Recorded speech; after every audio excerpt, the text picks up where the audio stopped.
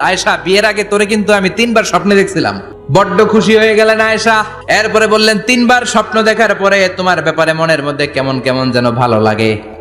তারপরে একটা ছোট্ট কাগজের মধ্যে, জান্নাতি কাগজ, রেশমি কাপড়ের মধ্যে তোমার চেহারাটা এনে জিব্রাইল বললেন, দেখেন নবী কেমন লাগে। আমি কইলাম, ভালো লাগে।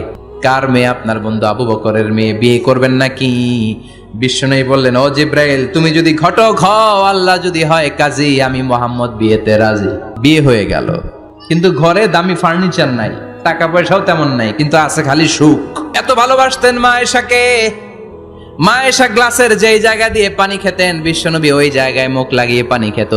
মা আয়েশা গোশতকে হাড্ডি ফেলে দিলে বিশ্বনবী ওই হাড্ডিটা নিয়ে চষতে শুরু করে দিত। এক বালতি থেকে পানি নিয়ে দুইজনে গোসল করত।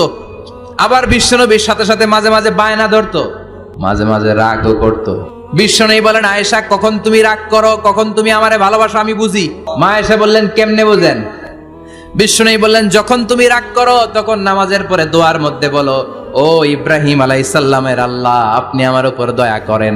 তার মানে তুমি রাগ করে আছো, আমার নাম নাও নাই। আর যখন আমার উপর খুশি থাকো, নামাজের পরে দোয়াতে বলো, মুহাম্মদ সাল্লাল্লাহু আলাইহি ওয়াসাল্লামের আল্লাহ, আপনি আমাদের উপর রহমত করেন। তার মানে খুশির সময় তুমি আমার নাম নাও, রেগে গেলে অন্য নবী দেয়া দোয়া সাইরা দাও, রেগে গেলে আমার নামটা নাও না।